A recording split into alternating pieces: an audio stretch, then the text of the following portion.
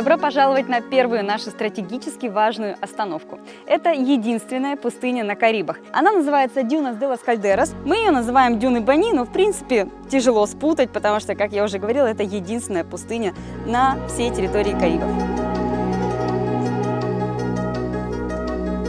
Для того, чтобы спокойно преодолеть эту пустыню, нам нужно соблюдать некоторые правила. Во-первых, это закрытая обувь, потому что песок здесь очень темный и очень-очень горячий. И, в общем-то, для того, чтобы не обжигать ноги по пути вот туда к дюнам, нам нужна будет закрытая обувь. Потом одежда просторная, простая, которая не притягивает солнце. Конечно, очень желательно шляпу. Я сегодня не соблюла это условие. Вот, шляпу, очки и густо-густо намазаться солнцезащитным кремом. С правой стороны нас ждет смотровая площадка, с которой открывается, в принципе, панорама на всю пустыню. Но если вы все-таки настоящий путешественник, вы преодолеете полностью весь этот путь на дюны и посмотрите на всю эту красоту прямо оттуда, с той высоты.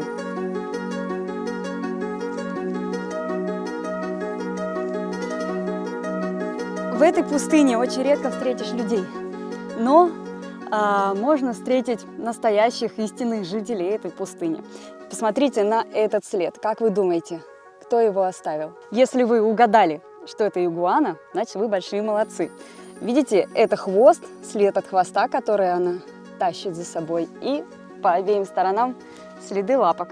Еще одни обитатели этой пустыни – дикие козы. Вот многие спрашивают, где козы находят в пустыне воду. Вот, пожалуйста, смотрите, пьет водичку. Ну-ка, пойду посмотрю. Да, посмотрите, она раскопала себе и вот добралась до воды и пьет оттуда. Ну, какая ты умница.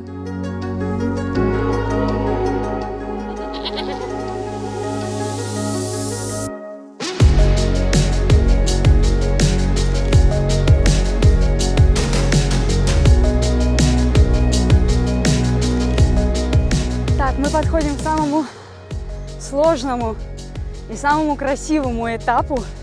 Это подъем именно по дюнам. Смотрите, какое красивое ребро. И вот та цель, ради которой мы сюда стремились.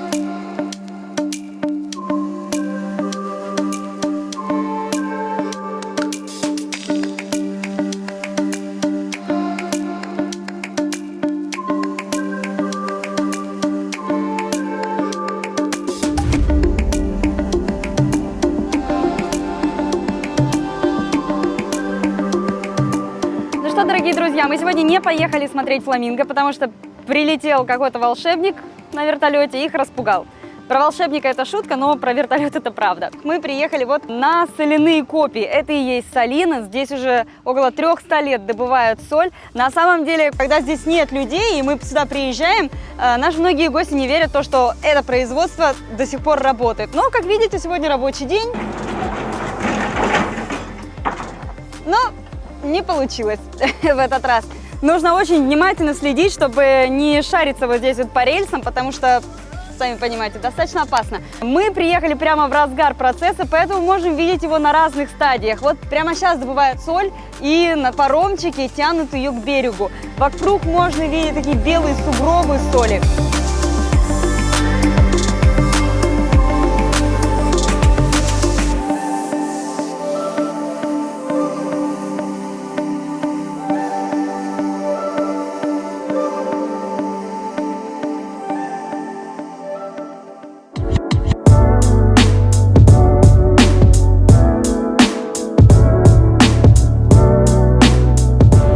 Приехали на любимую остановку наших гостей. Сейчас будем кормить игуан. Кстати, эти игуаны называются игуана-носорог. Они эндемичны для Карибских островов.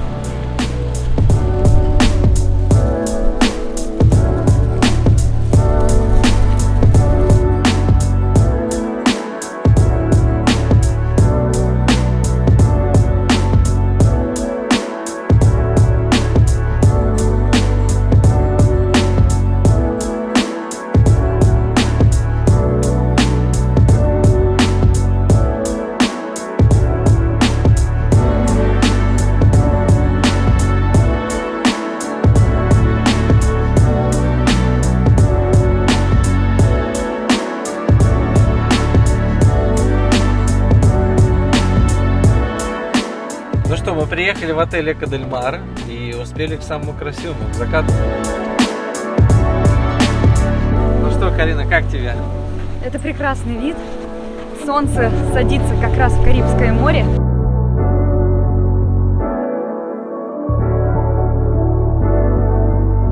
Мы сейчас будем смотреть на это зрелище и пить шампанское.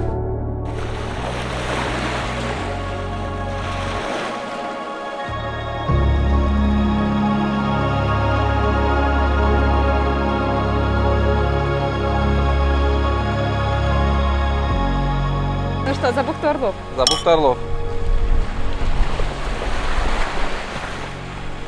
Вот, я вижу пробки, я побежала вылавливать пробки.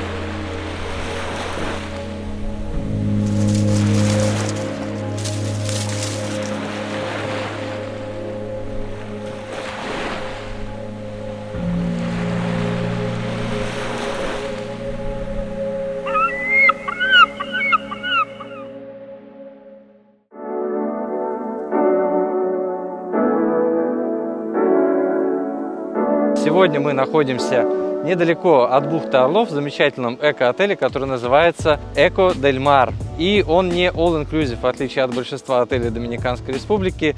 Здесь за многие вещи придется доплачивать. Например, за обед и за ужин. Завтрак уже включен в стоимость. Здесь есть несколько категорий номеров, которые мы сейчас покажем. Два ресепшена, один большой и один маленький, вот у меня за спиной находится. Там можно зарядить свои гаджеты, подключиться к интернету. Здесь замечательно есть барчик с очень красивыми бистролайтсами, которые зажигаются вечером.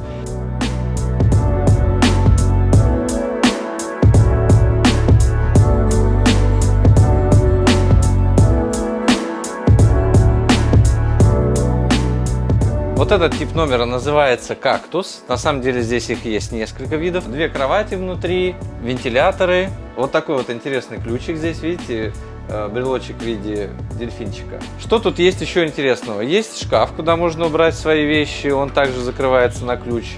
Здесь внутри, можете посмотреть, есть вешалочки и несколько полочек. Можно убрать туда свои вещи, одежду.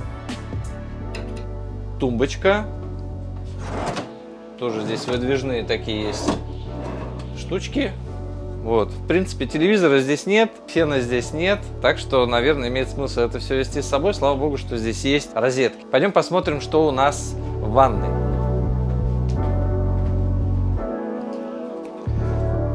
Сама по себе здесь ванная комнатка кажется небольшой, но есть преимущество в том, что можно выйти вот так вот. Выходим на улицу, и здесь уже у нас продолжение ванной.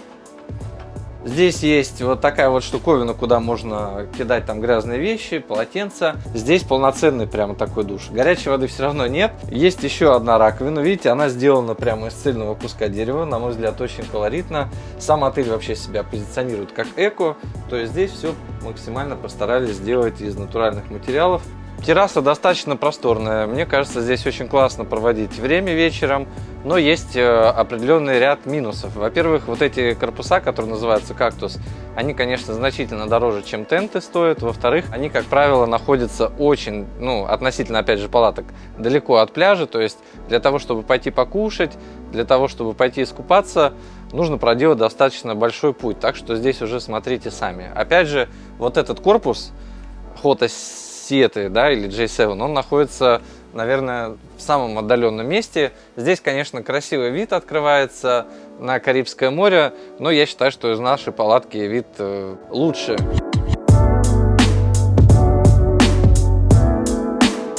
Вот так выглядит стандартная палатка. У некоторых из них вот здесь висят еще гамачки. Это никак не зависит от комплектации, просто где-то есть, где-то нет. Пойдем посмотрим, что она из себя представляет внутри. Ой, здесь целых два замка, которые нужно открыть. То есть один тент плотный, чтобы не было жарко, а второй тент, видите, он такой, как москитная сетка, чтобы москиты не летели. То есть вот эту штуку можно открыть и наблюдать красивый вид на Карибское море. Пойдем внутрь.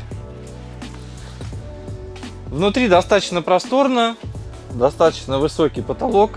В каждой палатке 2 кровати, хотя стоимость на сайте везде указана за двоих.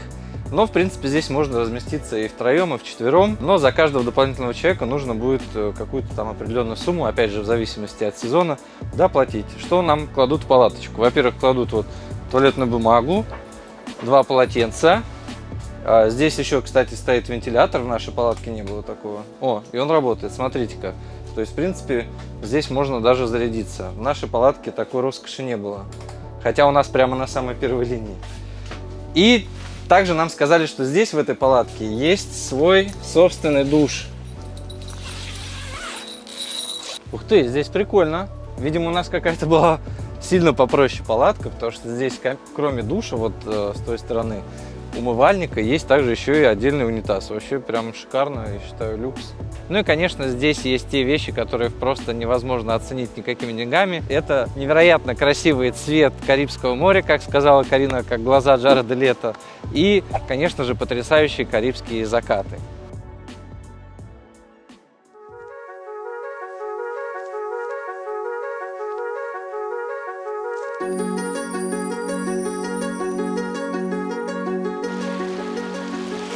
Ну что, вот мы и в бухте Орлов. Это жемчужина нашего путешествия.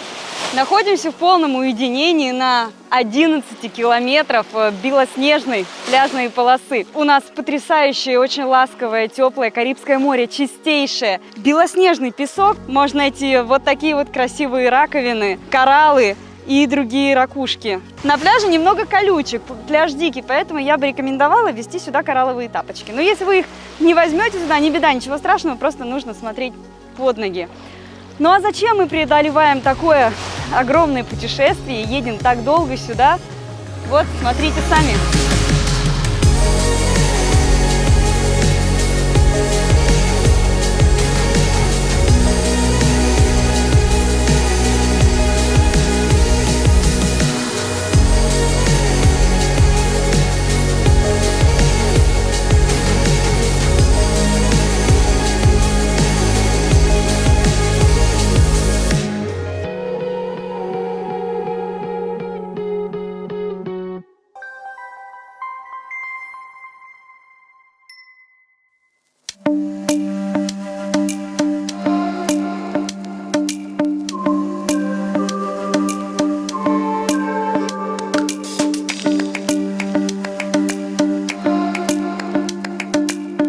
Наша следующая остановка – знаменитое озеро Энрике. Во-первых, это озеро находится над уровнем моря. Во-вторых, это озеро соленое, в нем обитают крокодилы. В-третьих, оно знаменито тем, что здесь в округе бегает вот такое большое количество игуан.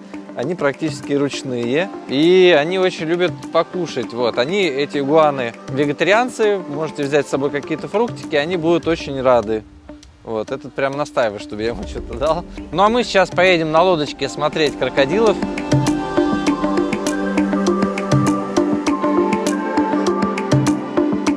На озеро Энрике лучше приезжать с утра. У нас, к сожалению, не было такой возможности, потому что ближе к вечеру, как видите, здесь достаточно большая волна. Чем больше волна, тем меньше вероятность увидеть крокодилов, но надеюсь, что нам все-таки сегодня это удастся.